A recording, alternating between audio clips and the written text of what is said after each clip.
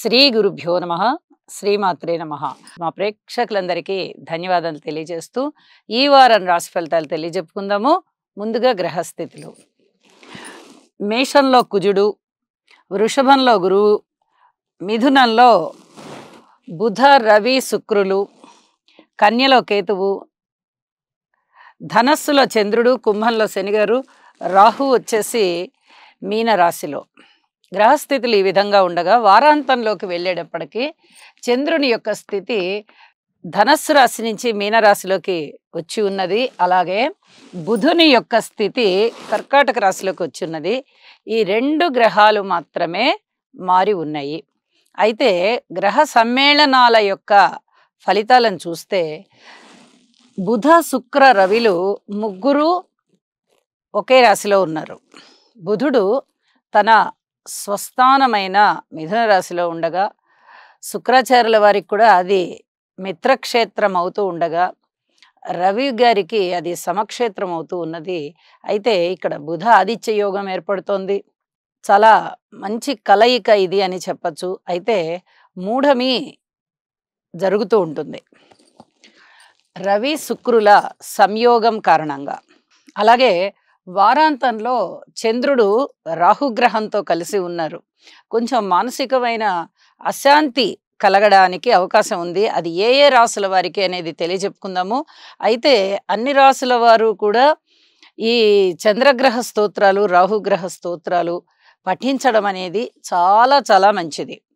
ఇక దృష్టుల విషయానికి వస్తే శనిగారి యొక్క దృష్టి కుజుని మీద ప్రసరిస్తూ ఉన్నది. ఇది రాజకీయంగా అలజడులు, ఎండ వేడిమి, ఈదురుగాలులు, అలాగే ప్రయాణాలలో ఇబ్బందులు, వాహనాలతో కొంచెం ఇబ్బందికరమైనటువంటి పరిస్థితులు ఏర్పడడం, వాహన ప్రమాదాలు, రోడ్డు ప్రమాదాలు ఇలాంటివి ఉండడానికి అవకాశం ఉంటూ, ముఖ్యంగా ఈ పోలీస్ వ్యవస్థ పైన ఎక్కువగా దృష్టి పెట్టవలసినటువంటి పరిస్థితి కనబడుతూ ఉంటుంది. పోలీస్ వ్యవస్థ కొంచెం ఇదేమన్నా అతలాకుతలం అవుతోందా, ఏమన్నా ఇబ్బందులు కనబడుతున్నాయా, శాంతి భద్రతలకి లోపం కనిపిస్తోందా అనే పరిస్థితులు చాలా స్పష్టంగా కనబడుతూ ఉంటాయి. అంటే అల్లర్లు, అలజళ్ళు ఇలాంటివి ఉండడానికి అవకాశం ఉంది. అలాగే గురువుగారి యొక్క దృష్టి కేతువు గారి మీద ప్రసరిస్తూ చక్కటి ఆధ్యాత్మిక చింతనని పెంచుతూ ఉంటుంది. అలాగే దైవ బలాన్ని ఇస్తూ ధనం యొక్క పెరుగుదల కూడా ఉండే అవకాశం ఉంది. ఇది ఏ ఏ రాసుల వారికి అనేది మనము అన్ని రాసుల గురించి చెప్పుకునేటప్పుడు రాసుల్లో చెప్పుకుందాము. ఇక కన్యారాశి.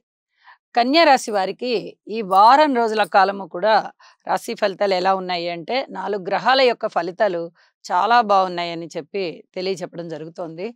6వ స్థానంలో, షష్ఠ స్థానంలో శనిగారు, 9వ స్థానంలో గురువు, 10వ స్థానంలో రవి శుక్రులు. ఇది చాలా అద్భుతమైన స్థితి అని చెప్పి తెలియజెప్పచ్చు. అలాగే రాస్యాధిపతి, దశమాధిపతి అయిన బుధుడు కూడా 10వ స్థానంలోనే ఉంటూ రవి గారితోనూ శుక్రుడితోనూ కలవడం కూడా ఒక యోగమే, బుధాదిత్య యోగం.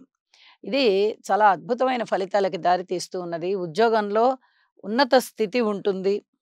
రుణాలు దొరుకుతాయి. మీకు అనుకున్న రుణాలు అనుకున్నట్టుగా వచ్చేస్తాయి. మీరు తీర్చాలి అనుకున్నవి కూడా చాలా చక్కగా తీర్చగలుగుతారు. దైవభక్తి పెరుగుతుంది.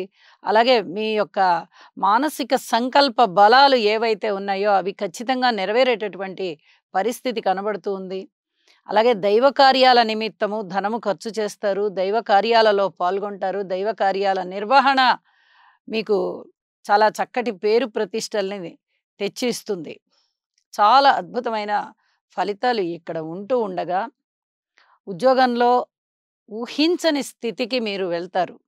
ఇక్కడ ఒక చిన్న జాగ్రత్తని మటుకు తెలియజెప్పాల్సి ఉంటుంది. అది ఏమిటి అంటే రాహు గారి యొక్క స్థితి 7వ స్థానంలో ఉంటూ రాశి మీద దృష్టి ప్రసరింపబడుతూ ఉంది. ఇది చాలా జాగ్రత్తగా ఉండవలసినటువంటి గ్రహస్థితి అన్నమాట.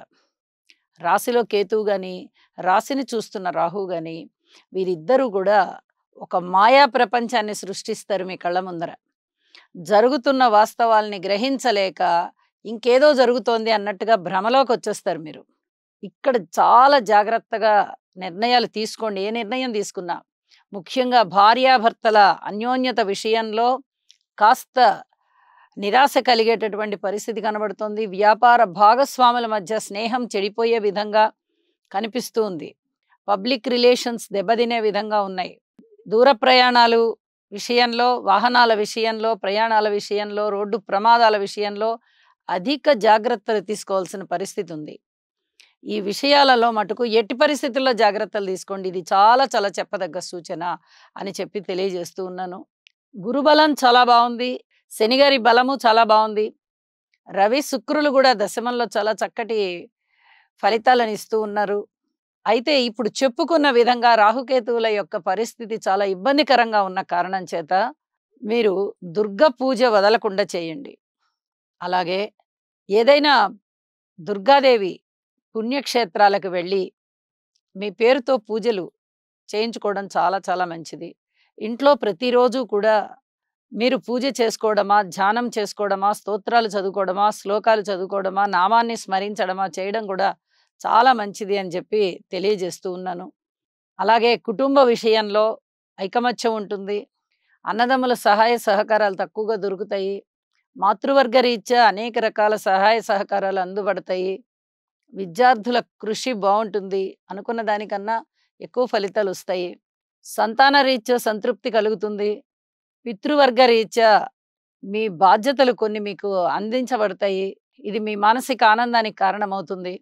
మన్ని గుర్తించారు, మనకి కొన్ని బాధ్యతలు అప్పజెప్పారు, కుటుంబంలో ఈ రకమైన బాధ్యతలు నేను నిర్వర్తించవలసి ఉంటుంది అని చెప్పి మీకు మానసికమైన సంతోషం కలుగుతుంది. పిత్రార్జితాలు రావడానికి కూడా అవకాశం ఉంది. కార్మికులు, కర్షకులు, నేత పనివారు, చేతి వృత్తుల వారు చాలా బాగున్నారు. రాజకీయ నాయకులు కూడా బాగున్నారు. వారాంతం వచ్చేటప్పటికి మారిన గ్రహస్థితుల రీత్యా లాభస్థానంలోకి బుధుడు వచ్చి అనేక విధాల లాభాలను ఇస్తున్నారు. రాస్యాధిపతి, దశమాధిపతి అవుతున్న బుధుడు లాభస్థానంలోకి వచ్చారు.